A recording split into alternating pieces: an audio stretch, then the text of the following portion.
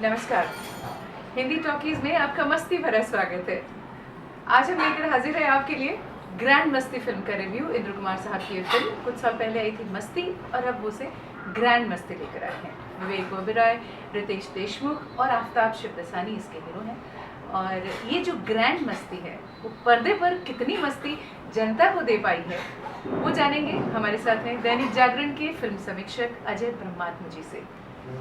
Ajay ji, grand मस्ती आई, काफ़ी hoardings, काफ़ी पब्लिसिटी इस फिल्म की हुई है, और इस जॉनर की ये अपनी तरह की फिल्म है। इसे आप किस कैटेगरी में डालेंगे? इट्स कॉमेडी या रोमांटिक कॉमेडी, और क्या वाकई में हास्य पर्दे पर नजर आए? मुख्य रूप से यह एडल्ट सेक्स कॉमेडी है, और अभी के जिस दौर में हम रहते हैं, जो ग्लोबलाइजेशन के दौर में, उसमें अब ऐसी चीज़ों से बचा नहीं जा सकता।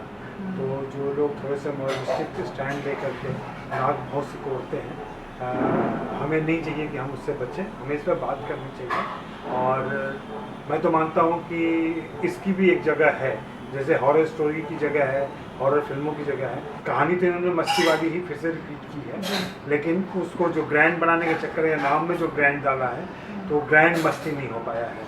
तो मैंने अपने रिव्यू में भी ये बात कही कि वो मस्ती का, वो ग्रैंड मस्ती ज़्यादा है वो है, तो मस्ती का ब्रांड इस्तेमाल कर रहे हैं वो ग्रैंड उस तरीके से नहीं हो पाया है, क्योंकि इस बार उनके पास कहने के लिए बहुत सारी बातें नहीं थी। उस बार जो पिछली फिल्म थी मस्ती, उसमें सब कुछ मौलिक लग रहा था, ये मौलिक नहीं, ये उसी का रिक्रिएशन है। इसलिए हमें साफ पता चलता है कि ये देखो, ये स्टोरी लाइन वही है, ये इंसिडेंट्स लगभग वैसे ही उसमें घटे थे। इस बार थोड़ा सा खर्च ज़्यादा दिख रहा है, कलर ज़्यादा दिख रहा है, वो सब हो रहा है। विवेक ओबेरॉय, रितेश देशमुख, आफ्ताब शिवदसानी हैं, थोड़े से दोनों पहले से मैच्योर हो गए हैं, थोड़े तगड़े दिख रहे हैं, वो सब होता है।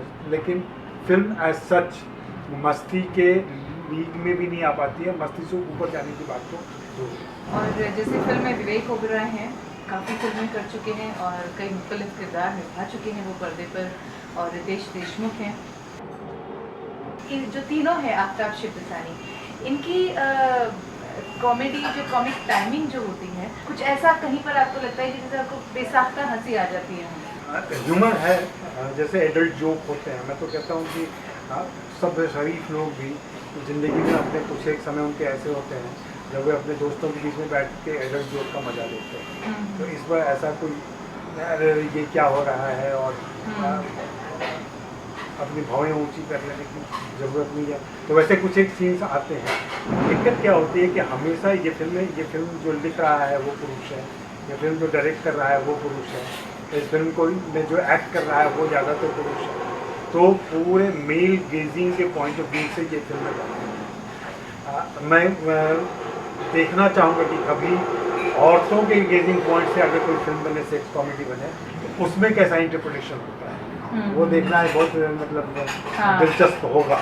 लेकिन अभी तक अपने यहाँ ना कोई ऐसे राइटर हैं, ना कोई ऐसी निर्देशक हैं जो औरतों के पॉइंट ऑफ व्यू से एक एडल्ट कॉमेडी लेकर के आए। जब तक वो नहीं आता है तब तक ऐसी कॉमेडी से हमें संतोष करना पड़ेगा, या ऐसे ही कॉमेडी से वैसे दर्शकों को दिल बहलाना पड़ेगा जो ऐसी फिल्मों की शौकीन हैं। जो जहाँ तक फिल्म में कॉमेडी वाली बात आप कह रहे थे, जो मिलाप है, जिसकी पुरानी मस्ती की भी लिखे थे, उन लोगों के पास नया कुछ नहीं है, और चूँकि वो अपना बेहतर पहले दे चुके हैं, इसलिए इस बार वो निराश करते हैं। फिल्म सचमुच में कहूँ तो गुदगुदाती नहीं, ज़्यादा नहीं गुदगुदा पाती है, लेकिन चूँकि वो सीक्वेंसेस ऐसे हैं, सीन्स ऐसे हैं, जिसको देख करके कह सकते हैं थोड़ी देर के लिए हंसी आ जाती है। या हॉल में होता क्या है, जब समूह में आप बैठे रहते हैं ना, तो आप हंसने के लिए तैयार लगते हैं। लेकिन वही चीज़ आपको अकेले भी सुनाई जाए, जब आपका सेंस काम कर रहा होता है, तब शायद उन बातों पर ही हंसी ना आए। तो हॉल के अंदर, समूह के अंदर जब आप बैठते हैं, तो छोटी छोटी बातों पर भी हंसी आती है, वैसी ही हंसी इसमें भी आती है। हमने पेश किया अपना रिव्यू फिल्म ग्रैंड मस्ती का, और अगले हफ्ते लेकर आएंगे एक नई फिल्म का रिव्यू आपके लिए। तब तक के लिए दीजिए इजाज़त।